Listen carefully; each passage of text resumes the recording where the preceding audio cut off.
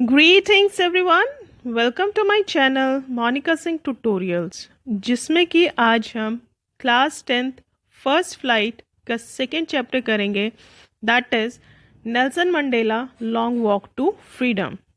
Nelson Mandela, जैसे कि आप सबको ही पता होगा, जो नेल्सन मंडेला थे वो साउथ अफ्रीका के फर्स्ट ब्लैक प्रेसिडेंट बने थे। उससे पहले वहाँ पर अपार्थाइड सिस्टम था। अपार्थाइड क्या होता है? To discriminate someone on the basis of their skin colour और कास्ट, किसी के साथ भेदभाव करना क्योंकि वो काला या गोरा है, उसको क्या बोलते हैं? Apartheid system. तो जब वो फर्स्ट प्रेसिडेंट बने थे साउथ अफ्रीका के, तो उनके जो एक्सपीरियंस था फर्स्ट डे जब उन्होंने ऑथ ली थी, शपथ ली थी, इनॉग्रेशन सेरेमनी जो थी, उसी के कुछ जो डिटेल्स हैं उन्होंने इस चैप्टर में हमारे साथ शेयर किए हैं। सो let's start reading the chapter, but before that, अगर आपने मेरे चैनल को सब्सक्राइब नहीं किया है तो प्लीज़ इसे सब्सक्राइब करें। वीडियो पसंद आए तो लाइक ज़रूर करें और ज़्यादा से ज़्यादा शेयर करें। So let's start second chapter, that is Nelson Mandela long walk to freedom. Nelson Mandela मैंने आपको बता ही दिया कौन थे। लॉन्ग वॉक टू फ्रीडम में कितना बहुत लंबा सफ़र उन्होंने तय किया उस फ्रीडम को पाने के लिए, उस आज़ादी को पाने के लिए। जो राइटर है वो खुद नेल्सन रोहिल्ला मंडेला ही है। ये उनकी एक ऑटोबायोग्राफी जो थी, उसी का एक एक्सट्रैक्ट जो है ये उन्होंने यहाँ पे एज अ चैप्टर हमें फर्स्ट फ्लाइट वाली बुक में दिया है। Before you read, apartheid is a political system that separates people according to their race. Can you say which of the three countries named below had such a political system until very recently? जो apartheid system है वो एक ऐसा political system है जिसके अंदर कि हम on the basis of race की, मतलब वो कौन सी रेस का है, कौन से ब्रीड का है, उसके बेसिस पे हम उनके साथ भेदभाव करते हैं। नीचे 3 कंट्रीज़ के नेम दिए हुए हैं, आपको ये बताने कि कहाँ पर अभी रिसेंटली तक जो ये अपार्थाइड सिस्टम था वो फॉलो किया जाता था। The answer is very simple, south Africa में किया जाता था। Have you heard of Nelson Mandela? क्या तुमने नेल्सन मंडेला के बारे में सुना है? Mandela and his African National Congress spent a lifetime fighting against apartheid.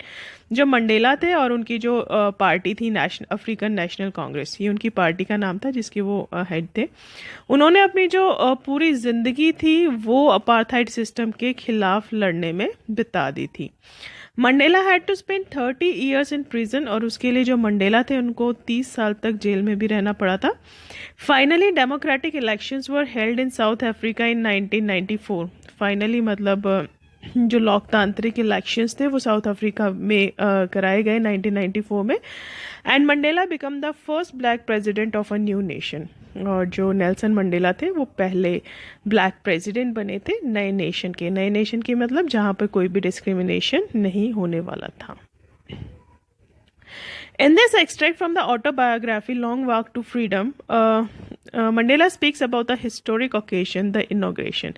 ये जो एक्सट्रैक्ट है उनकी ऑटोबायोग्राफी होती है जब हम अपनी लाइफ स्टोरी खुद लिखते हैं, दैट इज़ ऑटोबायोग्राफी। जब हमारी लाइफ स्टोरी कोई और लिखता है, दैट इज़ बायोग्राफी। तो ये जो उनकी एक बुक है लॉन्ग वॉक टू फ्रीडम, ये उनकी ऑटोबायोग्राफी है जिसमें से कि मतलब ये जो चैप्टर है ये लिया गया है जो कि द इनॉग्रेशन के नाम से उस बुक में दिया हुआ है। इनॉग्रेशन का मतलब यहाँ पर क्या है? इनॉग्रेशन का वैसे तो मतलब होता है किसी चीज़ की शुरुआत करना, बट यहाँ पर जो इनॉग्रेशन है उसका मतलब है कि जो उनकी ओथ टेकिंग सेरेमनी थी, जब उनका जो शपथ ग्रैंड समारोह था, उसको इन्होंने द इनॉग्रेशन बोला है। Can you guess what the occasion might be? क्या तुम गेस कर सकते हो कि वो क्या ओकेजन रहा होगा? Check your guess with the news item. एक ये जो न्यूज़ है वो आपको दी हुई है यहाँ पर, ये आप खुद रीड करेंगे कि जो मंडेला थे वो फर्स्ट ब्लैक प्रेसिडेंट बने थे, अपार्थाइड सिस्टम जो था वो वहाँ पर ख़त्म हो गया था। ठीक है, after that we will start, let's start the chapter. Let's start the chapter start करेंगे, लेकिन ये आपको एक एक्टिविटी दी हुई है जो कि आप खुद करेंगे। इसमें आपको कुछ सेंटेंसेस हैं, उनको उनके एक्सप्रेशंस के साथ मैच करना है। वो आप तभी कर पाएंगे जब आप ये चैप्टर जो है कम्प्लीटली रीड कर लेंगे। सो let's start reading the chapter start read करना स्टार्ट करते हैं। 10th में dawn bright and clear. कहते हैं 10 मई का दिन था और जो अर्ली मॉर्निंग डॉन होता है, अर्ली मॉर्निंग का टाइम, जो अर्ली मॉर्निंग का टाइम था, मॉर्निंग जो थी वो एकदम से ब्राइट थी, चमकीली थी और आसमान जो था वो बिल्कुल साफ था, क्लियर था, उसमें कोई भी बादल नहीं थे। For the past few days, I had been pleasantly besieged by dignitaries and world leaders who were coming to pay their respect before the inauguration. कहते पिछले कुछ दिनों से मैं बहुत खुशी खुशी से, pleasantly means happily, basis means घिरा हुआ था। पिछले कुछ दिनों से मैं घिरा हुआ था, जो इम्पोर्टेंट पर्सन थे, डिग्नेटरीज में जो बहुत इंपॉर्टेंट लोग होते हैं, इंपॉर्टेंट पीपल थे उनसे, और जो वर्ल्ड के बड़े बड़े लीडर्स थे उनसे मैं घिरा हुआ था, जो कि वहाँ पर आए थे ताकि वो अपना जो सम्मान है वो दे सके किसको, इनॉग्रेशन को। क्योंकि नेल्सन मंडेला जो थे वो फर्स्ट प्रेसिडेंट बन रहे थे साउथ अफ्रीका के, उनका जो ओथ टेकिंग सेरेमनी था, शपथ ग्रहण समारोह था, तो उसको रिस्पेक्ट देने के लिए ऑल ओवर वर्ल्ड से काफ़ी बड़े बड़े जो लोग थे वो आए हुए थे, और वो यही बता रहे हैं कि पिछले कुछ दिनों से वो उनसे घिरे हुए थे। The inauguration would be the largest gathering ever of international leaders on South African soil. कहते हैं ये जो इनाग्रेशन था, ये जो ओथ टेकिंग सेरेमनी थी, ये अब तक की सबसे बड़ी गैदरिंग थी वहाँ पर वर्ल्ड लीडर्स की। मतलब ऐसा पहली बार हुआ था साउथ अफ्रीका की मिट्टी पे कि जो वर्ल्ड के इतने सारे बड़े बड़े लीडर्स हैं वो वहाँ पर इकट्ठा हुए हों। मतलब फर्स्ट टाइम इतने सारे लीडर्स एक साथ वहाँ पर आए हुए थे। The ceremonies took place in the lovely sandstone amphitheater formed by the Union Building in Pretoria. कहते ये जो सेरेमनी थी वो एक बहुत ही सुंदर से सैंडस्टोन से बने हुए एम्पीथिएटर में होने वाली थी, जिसको कि यूनियन बिल्डिंग ने बनाया था, और वो जो एम्पीथिएटर था वो कहाँ पर था, प्रिटोरिया में। एम्पीथिएटर होता है जैसे आपने थिएटर्स देखे हैं ना, जहाँ पर हम लोग मूवी देखने जाते हैं, अगर उस पर से हम लोग छत उतार देंगे तो वो क्या हो जाएगा, एम्पीथिएटर हो जाएगा, यानी कि एक ऐसी बिल्डिंग जिसकी छत नहीं होती। फाइन। तो ये जो सेरेमनी थी वो एक ऐसी जगह पर होने वाली थी, एक सैंडस्टोन से बने हुए एम्पी थिएटर में होने वाली थी, जो कि प्रिटोरिया में था, और जिसको कि किसने बनवाया था, यूनियन बिल्डिंग ने। For decades this had been the seat of white supremacy. कहता है पिछले कुछ दशकों से, फॉर डिकेड्स होता है एक दशक, मतलब 10 ईयर्स। कहते हैं पिछले कुछ दशकों से ये जो सीट थी, ये जो एम्पी थिएटर था, यहाँ पर सिर्फ वाइट पीपल आकर बैठ सकते थे, black were not allowed to sit there. And now it was the site of a rainbow gathering of different colors and nations for the installation of South Africa's first democratic non-racial government. कहते हैं लेकिन आज ये rainbow बना हुआ है, यहाँ पर हर तरह के लोग हैं। पहले वहाँ पे सिर्फ वाइट पीपल आते थे, सिर्फ गोरे लोग बैठ सकते थे, लेकिन वो कहते हैं कि अभी ये रेनबो बन गया, यहाँ पर डिफरेंट जो कास्ट हैं, डिफरेंट जो रिलीजन है उसके लोग यहाँ पर आकर बैठ गए हैं, और जो डिफरेंट रेसेस के लोग वहाँ पर आकर बैठ गए, उसने उसको क्या बोला है, डिफरेंट कलर्स बोला है।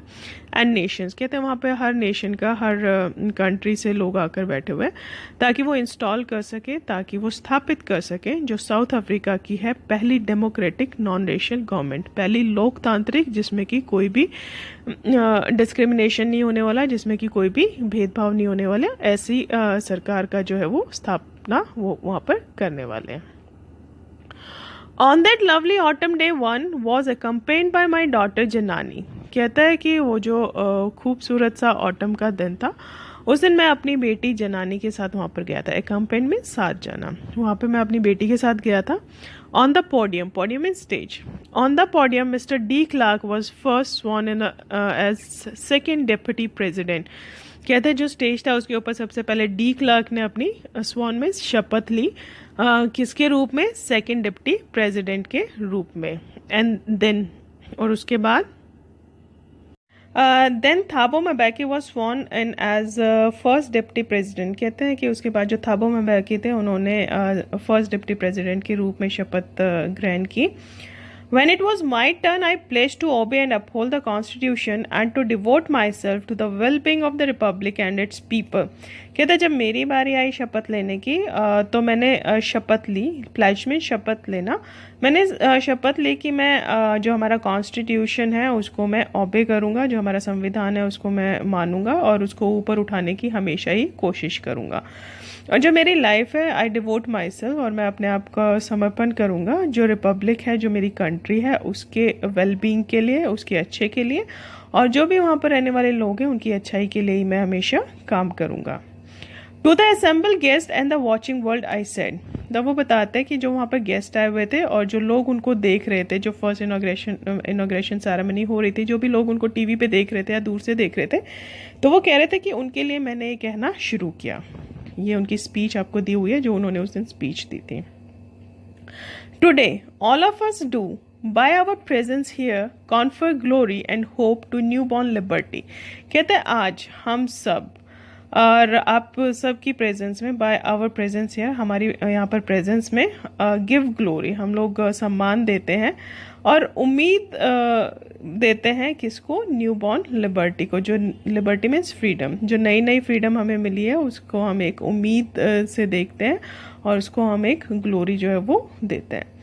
Out of the experience of an extraordinary human disaster that lasted too long, कहते हैं कि ये जो लिबर्टी है हमें कैसे मिली है, एक एक्स्ट्रा ऑर्डनरी जो ह्यूमन डिज़ास्टर था, यानी कि जो इंसानियत थी उसके खिलाफ जो मतलब जंग छेड़ी गई थी, जो इंसानियत को मार दिया गया था।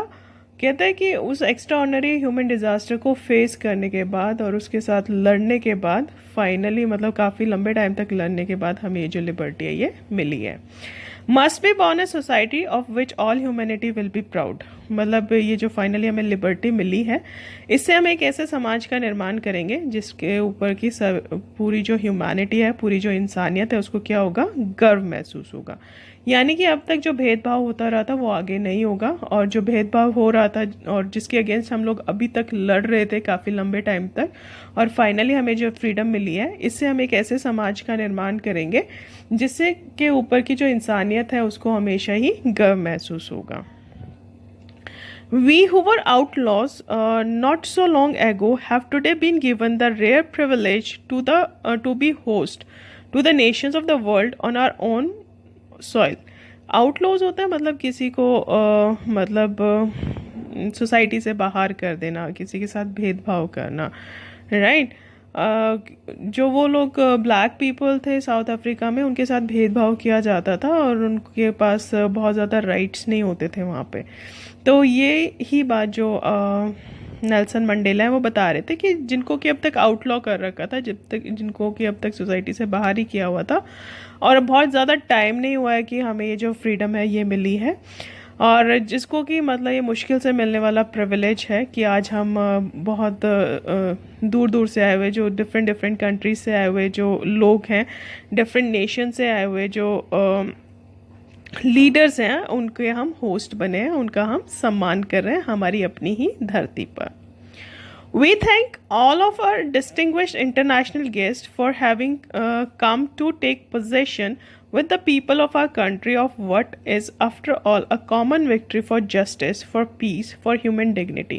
यहाँ पर वो सबको आने के लिए थैंक्स बोल रहे हैं। वो कह रहे हैं कि मैं थैंक्स करता हूँ जितने भी डिस्टिंग्विश्ड जो इंटरनेशनल गेस्ट यहाँ पर आए हुए हैं, जो यहाँ पर आए हैं, जिन्होंने अपनी पोजेशन मतलब सीट, जिन्होंने यहाँ पर सीट ली है, और जो हमारे लोगों, हमारी जो कंट्री है उनके लोगों के लिए आए हैं, जिनको कि फाइनली क्या मिला है, सम्मान मिला है। After all it's a common victory, कहते हैं कि ये हम सब की कॉमन जीत है, जस्टिस के लिए, इंसाफ के लिए, पीस के लिए, शांति के लिए, और जो ह्यूमन डिग्निटी है, ह्यूमैनिटी का जो सम्मान है उसके लिए फाइनली जो हमें जीत मिली है।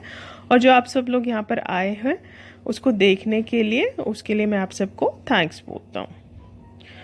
We have at last achieved our political emancipation, कहता है कि मतलब आखिर में हमने हमारा जो political emancipation means freedom, जो हमारी political freedom है उसको हमने हासिल कर लिया है। We pledge ourselves to liberate all our people from the continuing bondage of poverty, deprivation, suffering, gender and other discrimination।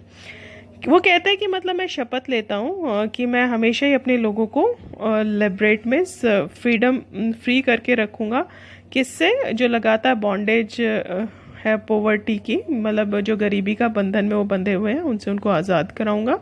Deprivation, जो पिछड़े हुए लोग हैं उनके लिए काम करूँगा। और जो जेंडर सफरिंग है, मतलब मेल और फीमेल के बीच में जो डिस्क्रिमिनेशन होता है उसको दूर करूँगा। या दूसरा जो भी डिस्क्रिमिनेशन है, डिस्क्रिमिनेशन मीन्स भेदभाव, और जो भी दूसरे तरीके के जो भेदभाव है उनको मैं हमेशा हमेशा के लिए ख़त्म कर दूँगा।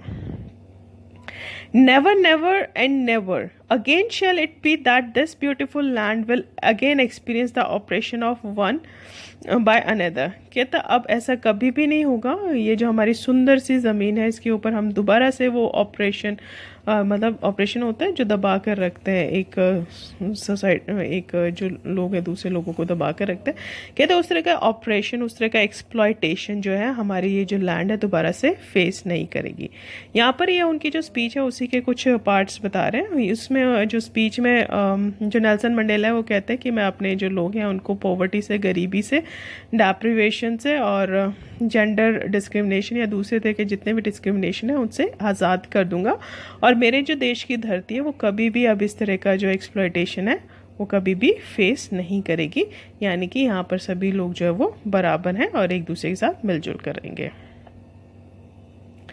The sun shall never set on so glorious a human achievement। कहते हैं ये जो ह्यूमन अचीवमेंट है ये इतनी ग्लोरियस है, ये इतनी अच्छी है कि ये इसका जो सूर्य है वो कभी भी अस्त नहीं होगा। यानी कि ये जो इक्वालिटी का सन जो निकला है, जो लिबर्टी का सन जो निकला है, इट विल राइज ऑलवेज, वो हमेशा ही मतलब चमकता रहेगा, वो कभी भी मतलब अस्त नहीं होगा, वो कभी भी सेट नहीं होगा। Let freedom reign, God bless Africa. कहते हैं ये जो फ्रीडम है इसको मतलब राज करने देते हैं, और जो अफ्रीका है उसके लिए उन्होंने क्या बोला, गॉड ब्लेस, जो अफ्रीका है भगवान उसको ब्लेस करे, right. So here your first comprehension check has been completed. यहाँ पर कुछ क्वेश्चंस आपसे पूछे गए हैं। Where did the ceremonies take place? The ceremony took place in the sandstone amphitheatre that was built by the Union building in Pretoria. Pretoria में जो sandstone amphitheatre था वहाँ पे सेरेमनी की गई थी। Can you name any public buildings in India that are made of sandstone? हाँ, जो रेड फोर्ट है that is also made up of sandstone. Can you say how 10 May is an autumn day in South Africa? Autumn जो होता है मतलब वो पतझड़ होता है। Definitely 10th May was an autumn day because on that day finally people of Africa they got their freedom, and Nelson Mandela as the first black president was going to take the pledge। तो ये आप इसमें mention कर सकते हो। Fine. A few moments later, we all lifted our eyes in awe as a spectacular array of South African jets, helicopters and troops carriers rode in perfect formation over the Union Building। जैसे 15 अगस्त और 26 जनवरी को हम देखते हैं ना कि जो यहाँ पे एरोप्लेन्स होते हैं वो अलग अलग फॉर्मेशन बना के और वो एक डिस्प्ले करते हैं, उसी तरह का जो डिस्प्ले था जेट अफ्रीकन जेट्स का वो वहाँ पर किया गया था। तो सेम जो नेल्सन मंडेला है वो बता रहे हैं कि कुछ ही मोमेंट के बाद हम सारे लोगों ने बहुत ही हैरान होकर जो अपनी आंखें थी वो ऊपर की तरफ लिफ्ट की, उठाई, जिसमें कि एक जो स्पेक्टेकुलर में जो बहुत सुंदर सा एरे मीन्स डिस्प्ले, मतलब हैरान कर देने वाला जो शो था वो हमें दिखाई दे रहा था, जिसमें कि जो अफ्रीकन जेट्स थे, हेलीकॉप्टर्स थे और जो दूसरे ट्रुप्स थे वो अलग अलग फॉर्मेशन बनाते हुए गर्जना करते हुए जो यूनियन बिल्डिंग थी उसके ऊपर से गुजर रहे थे। It was not only a display of pinpoint precision and military force, but a demonstration of the military loyalty to the democracy। कहते वो सिर्फ एक शो केस नहीं था पिन पॉइंट प्रिसाइजन का। प्रिसाइजन होता है एक्यूरेसी, जो पिन पॉइंट एक्यूरेसी जो उन्होंने बनाई हुई थी फॉर्मेशन, वो सिर्फ उसका ही प्रदर्शन नहीं था बल्कि जो मिलिट्री फोर्स थी उसका लॉयल्टी का प्रदर्शन था। मतलब वो उसे ये डेमोन्स्ट्रेट करना चाह रहे थे, उसे दिखाना चाह रहे थे कि जो मिलिट्री है वो कितनी लॉयल है डेमोक्रेसी के लिए, लोकतांत्रिक सरकार के लिए। To a new government that had been freely and fairly elected, उस नई सरकार के लिए जिसको कि बिल्कुल फ्री होके और बहुत ही फेयरली मतलब बिना किसी चीटिंग के इलेक्ट किया गया है, चुना गया है। Only moments before the highest generals of the South African Defence Force and Police, their chests bedecked with ribbons and medals from days gone by, saluted me and pledged their loyalties। कहता है उसके कुछ moment पहले ही जो highest generals थे, मतलब army of के जो हाई रैंकिंग के जो पीपल होते हैं, जनरल कर्नल वगैरह, डिफेंस फोर्स के और जो पुलिस के हाई रैंकिंग पीपल थे, जिनकी की जो चेस्ट है बेडेक्ड मीन्स डेकोरेटेड, जिनकी की जो चेस्ट है, जिनकी की जो यूनिफॉर्म है वो सजी हुई है किससे, रिबन से और मेडल से, जिनको जो कि उनको पहले मिले थे। सैल्यूटेड में उन्होंने मुझे सैल्यूट किया एंड प्लेज देयर लॉयल्टी, और अपनी जो लॉयल्टी थी, वफादारी थी, उसकी शपथ ली। I was not unmindful of the fact that not so many years before they would not have saluted but arrest me. कहते हैं कि मैं बिल्कुल भी उससे अनअवेयर नहीं हूँ इस बात से, अनमाइंडफुल मतलब अनअवेयर नहीं हूँ इस बात से कि कुछ दिनों पहले तक ये जो आर्मी ऑफिसर्स हैं ये मुझे सल्यूट नहीं करते थे, ये मुझे अरेस्ट करते थे. Finally a chevron of Impala jets left a smoke trail on the black red green blue and gold of the new South African flag. Chevron होता है वी शेप्ड जो पैटर्न बनाते हैं, तो उसको चेवरोन बोला जाता है. कहते हैं उसके बाद जो इम्पाला जेट्स था वो स्मोक मतलब धुआं छोड़ते हुए एक परफेक्ट मतलब वी शेप की फॉर्मेशन बनाते हुए हमारे ऊपर से उड़ते हैं, और वो अलग अलग कलर्स की स्मोक छोड़ रहे थे, black red green blue and gold.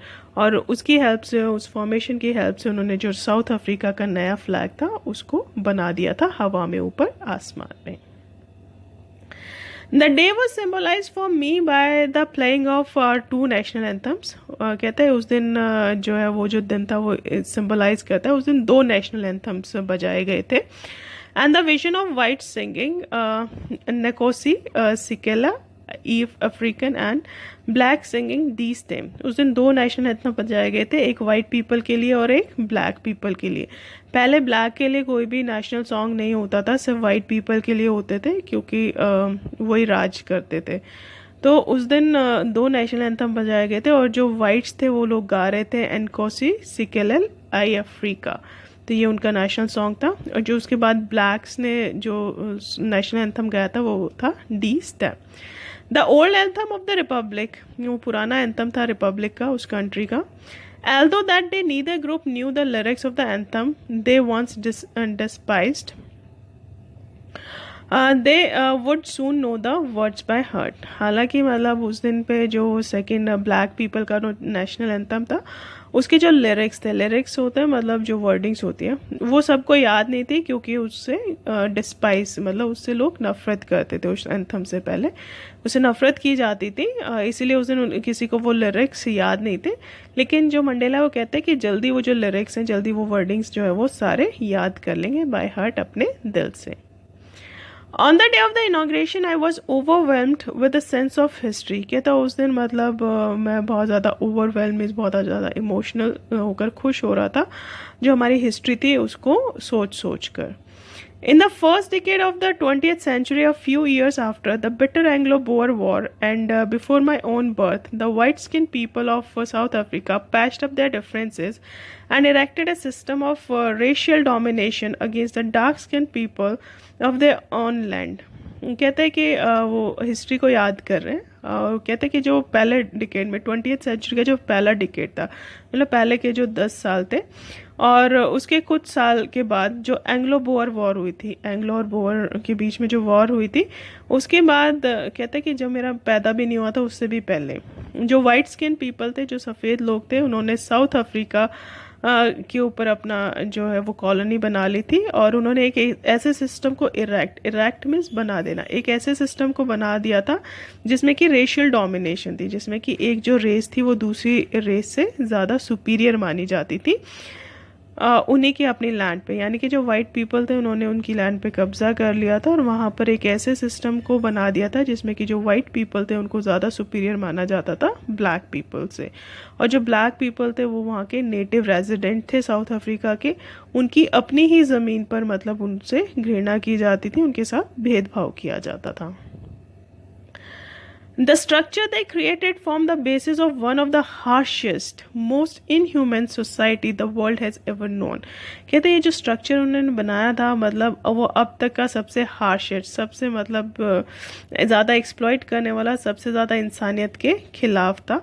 इस पूरी दुनिया में अब तक जितने भी स्ट्रक्चर माने जाते हैं वो मतलब उन सबसे ही ज़्यादा डाउन था, सबसे ही ज़्यादा ख़राब स्ट्रक्चर उन्होंने बना दिया था. Now in the last decade of the 20th century and my own 8th decade as a man, that system has been. कहते हैं कि अब लास्ट डिकेड मतलब जो 20th सेंचुरी का लास्ट डिकेड है, आखिर में हम लोग पहुंच गए हैं, आखिरी दशक में हम लोग पहुंच गए हैं, जबकि मैं खुद 80 साल का हो गया हूँ. 8th decade means as a man, यानी कि मैं खुद 80 ईयर्स का हो गया हूँ. दैट सिस्टम हैड बीन, वो जो सिस्टम है उसको हमने क्या कर दिया, रिमूव कर दिया. That system had been overturned forever and replaced by one that recognized the rights and freedoms of all peoples regardless of the color of their skin. कहता वो जो सिस्टम था उसको हमेशा हमेशा के लिए बदल दिया गया और रिप्लेस कर दिया गया एक ऐसे सिस्टम के साथ जिसको कि जाना जाता है लोगों के राइट्स के लिए और उनकी आज़ादी के लिए, बिना उनके स्किन के कलर के ऊपर भेदभाव किए हुए जितने भी लोग हैं उनको बराबर माना गया। उन्होंने कैसे जो सिस्टम है उसको बना दिया है। कब बना दिया? Last decade of the 20th century. That day had come about through the unimaginable sacrifices of thousands of my people whose suffering and courage can never be counted or repaid. अब वो उन लोगों को याद करें जिन्होंने अपनी जो लाइफ है उसको सेक्रीफाइस किया है, उसको मतलब खो दिया है इस जो लड़ाई थी उसके अंदर, जो फ्रीडम थी ब्लैक पीपल की, उसकी जो फाइट थी उसके अंदर काफ़ी सारे लोगों ने अपनी जो लाइफ थी उसको सेक्रीफाइस किया है। तो उन्हीं लोगों को याद करते वो कहते हैं ये डे, ये जो आज का दिन है वो इसलिए आया है क्योंकि हमारे जो हज़ारों लोग थे जिन्होंने कि अनइमेजिनेबल, मतलब जिसको कि हम सोच भी नहीं सकते, ऐसे ऐसे सेक्रीफाइस किए हैं और उनकी जो सफरिंग है, उन्होंने जो सहन किया है, उनकी जो साहस था, उनको हम कभी भी काउंट नहीं कर सकते, ना तो गिन सकते, ना ही उसको रीपे किया जा सकता है, या ना ही हम उसको मतलब ऐसा कुछ कर सकते कि हम उनको रीपे कर सकें, वापस कर सकें कोई चीज़। I felt that day, as I have on so many other days, that I was simply the sum of all those American patriots who had gone before me. कहते हैं उस दिन मेरे को ऐसा फील हो रहा था कि जैसे कि मैं सिर्फ एक उनका सम टोटल हूँ, जो लोग जो वो करके गए हैं उसी का एक जो सम है, मतलब उसी को मिलाकर जो आज का दिन है वो हमें देखने को मिला है। कहते हैं मैं उन लोगों को मिलाकर ही बनाऊं, उन अफ्रीकन पैट्रियट मीन्स देशभक्त, उन अफ्रीकन देशभक्तों को मिलाकर बनाऊं जो कि मुझसे पहले चले गए हैं इस लड़ाई को लड़ते हुए। That long and noble line ended and now began again with me. कहता है कि वो जो लंबी और नोबल लाइन थी, वो जो अच्छे लोगों की जो लाइन थी वो ख़त्म हो चुकी है और अब वो फिर से शुरू होने वाली है मेरे साथ। I was pained that I was not able to thank them and that they were not able to see what their sacrifice had wrought. कहते हैं कि मतलब अपना आज के दिन मतलब मैं बहुत दुखी हूँ ये सोचकर कि वो मेरे साथ नहीं है ताकि मैं उनको थैंक्स बोल सकता, क्योंकि वो ऑलरेडी मर चुके हैं, अपनी लाइफ को सेक्रीफाइस कर चुके हैं। कहते हैं वो हमारे साथ नहीं है कि मैं उनको थैंक्स बोल सकता या फिर मतलब उनको ये दिखा सकता कि जो भी उन्होंने सेक्रीफाइस किया है अपनी लाइफ में, जो भी उन्होंने बलिदान दिया है उसका क्या नतीजा है, मतलब उससे उन्होंने क्या अचीव कर लिया। रॉट मीन्स अचीव, क्या उन्होंने अचीव किया है ये भी मैं उनको नहीं दिखा पाया।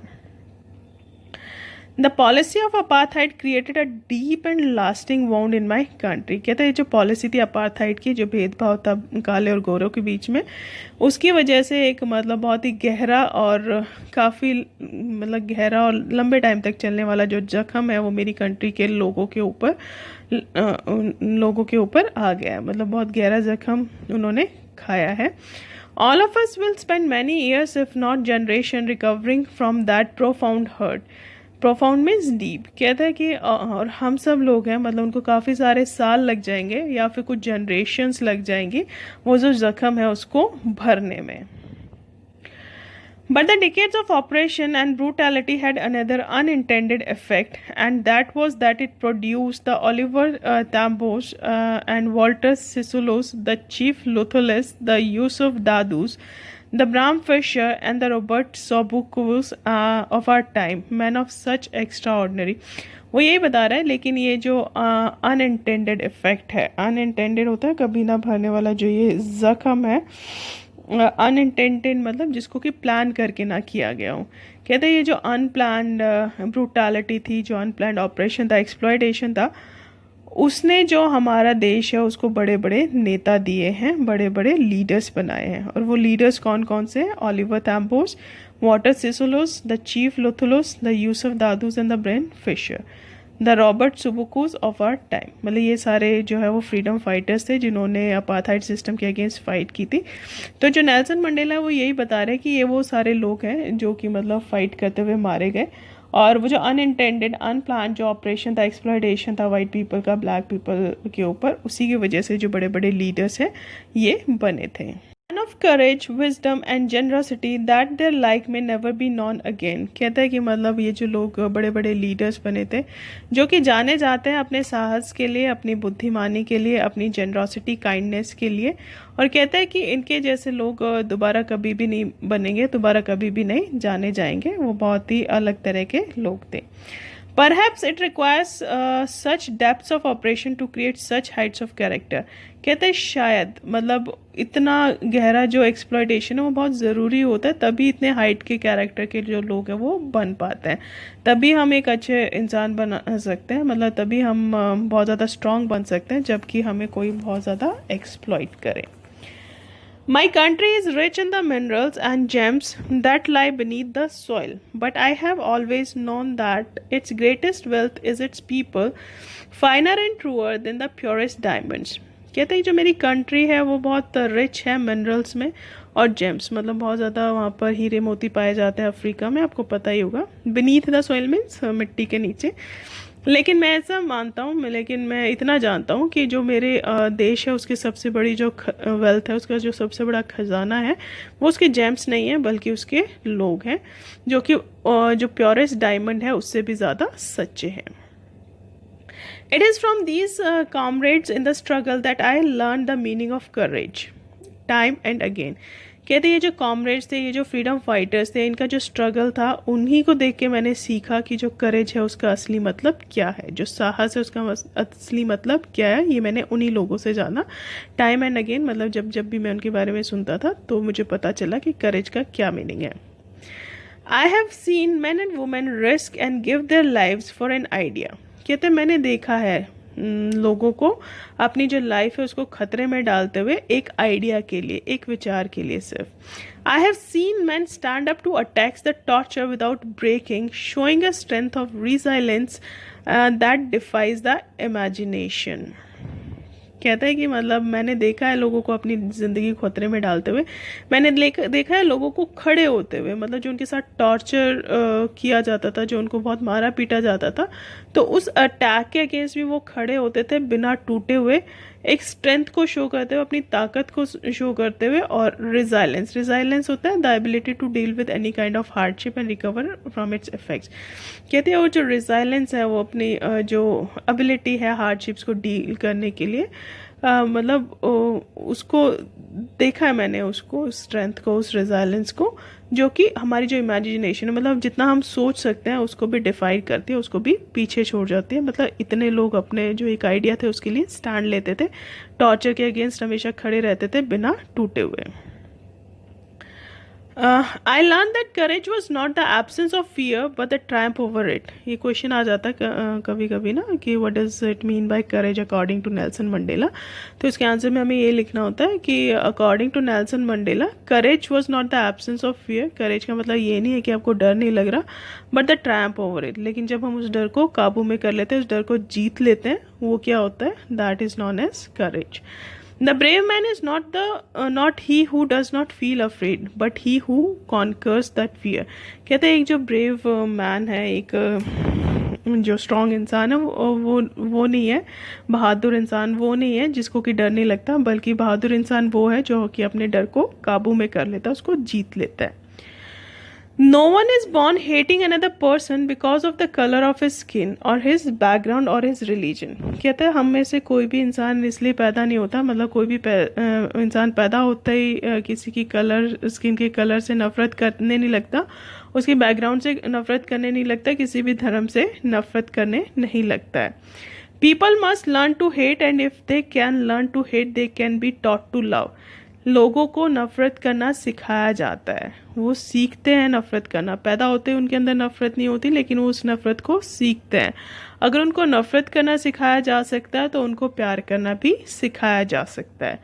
For love comes more naturally to the human heart than its opposite. क्योंकि जो प्यार है वो एक इंसान के दिल में नेचुरली आता है, और उसके अपोजिट मतलब नफ़रत की बात करें तो नफ़रत के अपोजिट जो प्यार है वो किसी भी इंसान के दिल में नेचुरली आता है।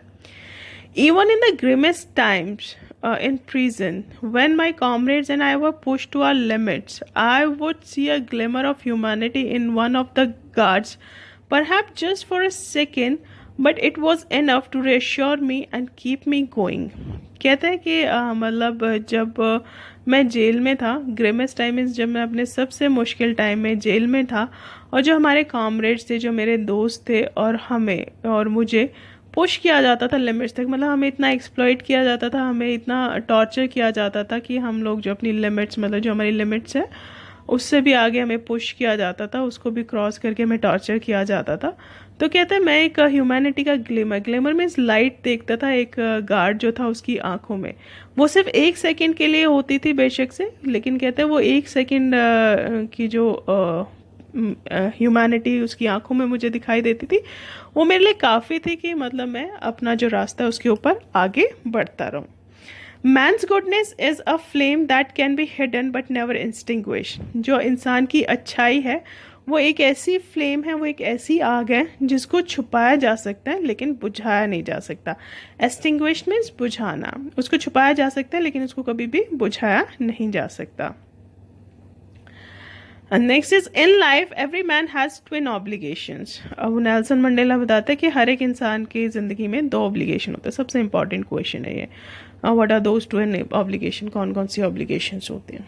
तो कहते हैं हर एक इंसान की ज़िंदगी में 2 ऑब्लिगेशंस होते हैं, 2 रिस्पॉन्सिबिलिटीज़ होती हैं। Obligation to his family, to his parents, to his wife and children. मतलब एक जो उसकी रिस्पॉन्सिबिलिटी होती है वो अपनी फैमिली के लिए होती है, अपने पेरेंट्स के लिए होती है, अपनी वाइफ के लिए होती है और अपने बच्चों के लिए होती है। And he has an obligation to his people. और जो सेकेंड ऑब्लिगेशन होती है वो किसके लिए होती है? लोगों के लिए, हिज कम्युनिटी, उसकी जो आसपास की सोसाइटी है उसके लिए, हिज कंट्री, उसके देश के लिए।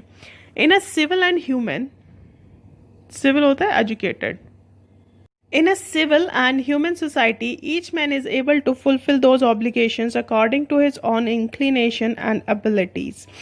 कहते हैं कि एक जो पढ़ी लिखी सोसाइटी है जिसमें लोगों को बराबर का अधिकार होता है, तो एक जो इंसान है वो अपनी ये जो सारी ऑब्लिगेशन है, रिस्पॉन्सिबिलिटीज़ हैं, उसको बिना किसी मुसीबत के फुलफ़िल कर सकता है, अपनी इंक्लिनेशंस, अपनी नेचुरल जो टेंडेंसीज, अपने जो नेचुरल बिहेवियर, उसकी जो एबिलिटीज़ हैं उसके accordingly.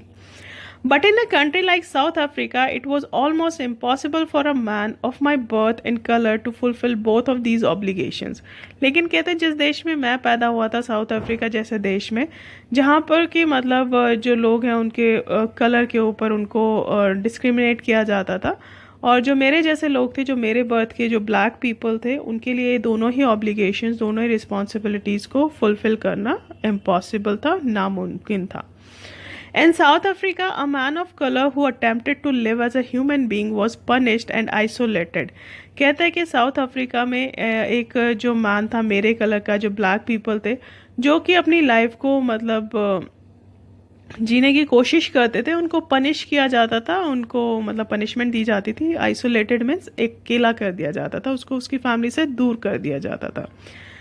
In South Africa, a man who tried to fulfill his duty to his people was inevitably ripped from his family and his home and was forced to live a life apart, a twilight existence of secrecy and rebellion।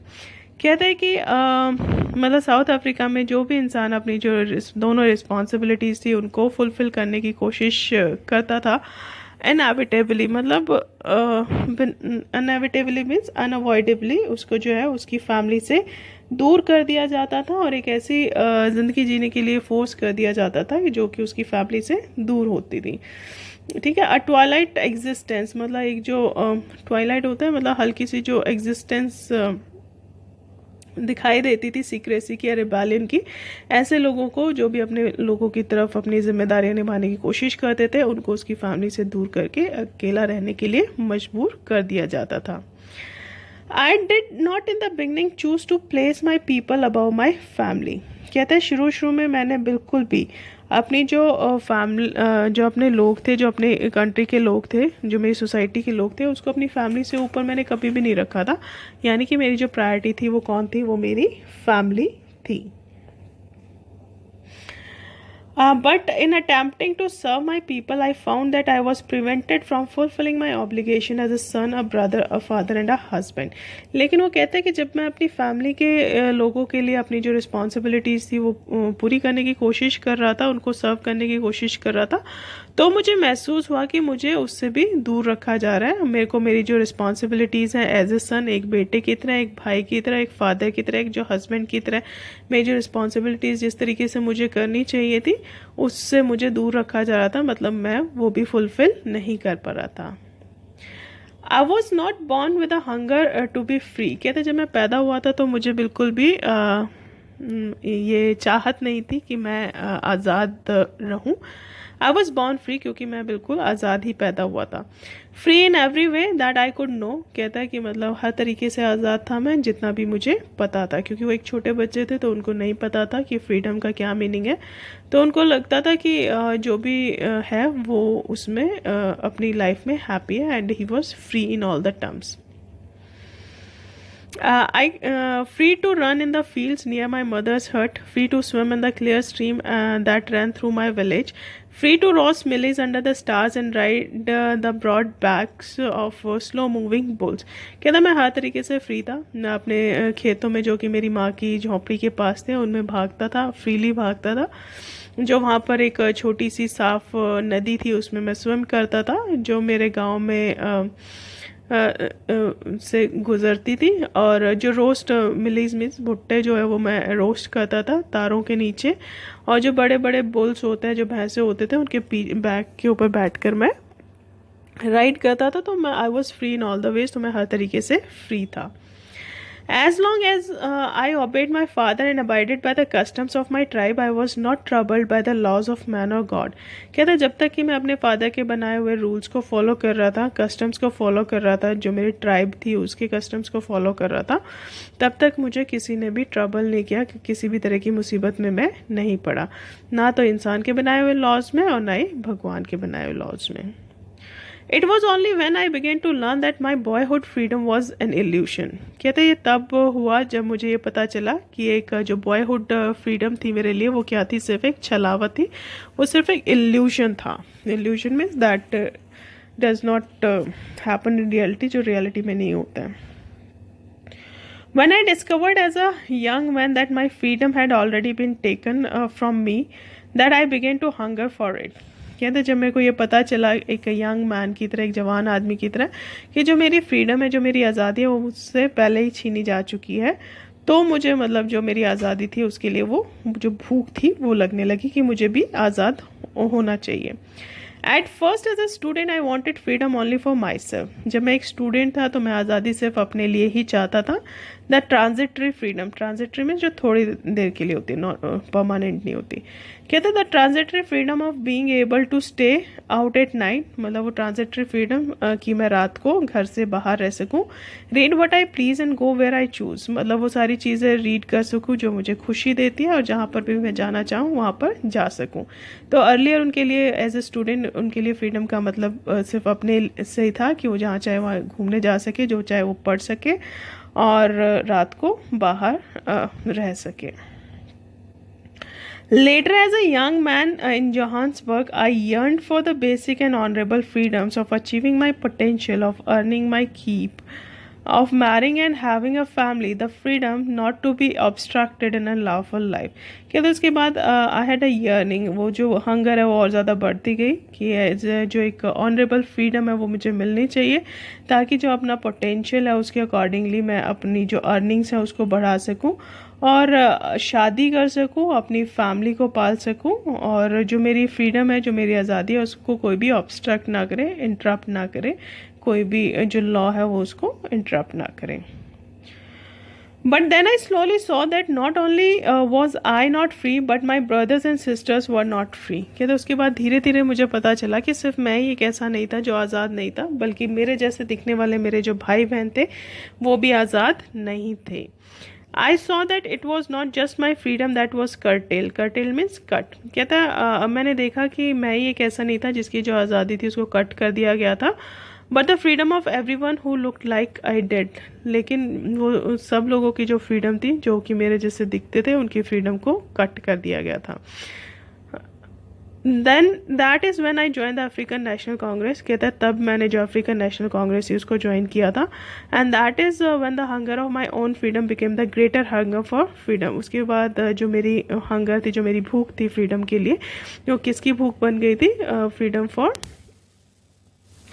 Greater hunger for the freedom. जो मेरी अपनी आज़ादी थी उससे बढ़कर वो जो मेरे देश की आज़ादी थी उसमें कन्वर्ट हो गई थी। वो यही कह रहे हैं कि अब तक जो मेरी मतलब फ्रीडम के लिए जो मेरी भूख थी वो मेरे लोगों की फ्रीडम की जो विश थी उसके अंदर कन्वर्ट हो गई थी। It was the desire for the freedom of my people to live their life with dignity and self-respect and animated my life।